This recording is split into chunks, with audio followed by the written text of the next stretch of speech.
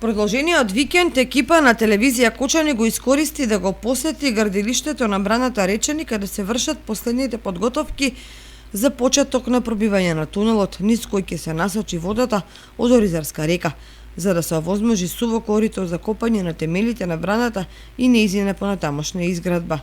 Поради Илинден не се работеше, но љубезниот чувар ни раскажа како се одвиваат работите. Според неговите сознанија, веднаш по викендот требало да пристигнат минерите кои ќе вршат дупчење на карите за пробивање на тунелот, а по нив и специјални стручњаци од Србија кои ќе го пробиваат тунелот. Тој ни објасни кои објекти каква функција ќе имаат, како што се лабораторијата за испитување на материјалот, браварско-дреарската работилница, мобилната амбуланта и слично. Поставени се и столбови за монтирање на трафостаницата, поставување на антена за интернет комуникации и повеќе други оперативни и логистички објекти. Па местото е, да ви кажу, прекрасно, убава локација е, браната ќе биде, да речемо, кога се направи, ќе биде едно прекрасно место за луѓето, само ќе треба малку да се уреде од државните институции, да се финансира малку повеќе. Да, направени се работилници, направени се бараки, донесени се за луѓето што ќе престојуваат овдека во текот на изработката на браната. Па за сега работите течат све нормално и све иде како што е предвидено. Сега натаму како ќе бидат условите временски, ако условите дозволуваат, ќе се работи етапно и зимо и лето, нема да има прекин уопште. Влезот на тунелот е веќе обележен.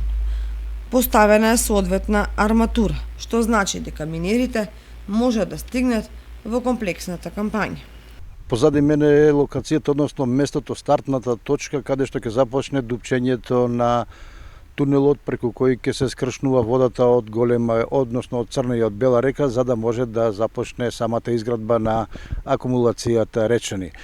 Сами може да забележите дека се вадат огромни карпи, тоа се прави со динамит, со експлозив. Специјалци доаѓаат, прават дупчења, потоа го активираат динамитот за да може да се откорнат од овие блокови, овие изворедно големи и тешки камења. На почеток, самиот почеток кажува дека работата навистина ќе биде мощна и сложена и дека овде ќе има навистина работа за подолг период.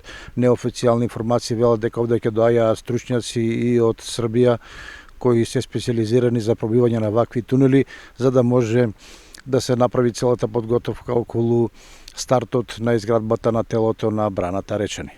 И импровизираната настапа веќе има основната физиономија, иако тука доправа ќе се дефинираат сите содржини. Сега се наоѓаме на местото каде што ќе биде лоцирана или каде што веќе е лоцирана населбата од неколку контейнери бараки во кои ќе бидат сместени главно работници, стручњаци и сите оние кои ќе учествуваат во изградбата на акумулацијата Речани.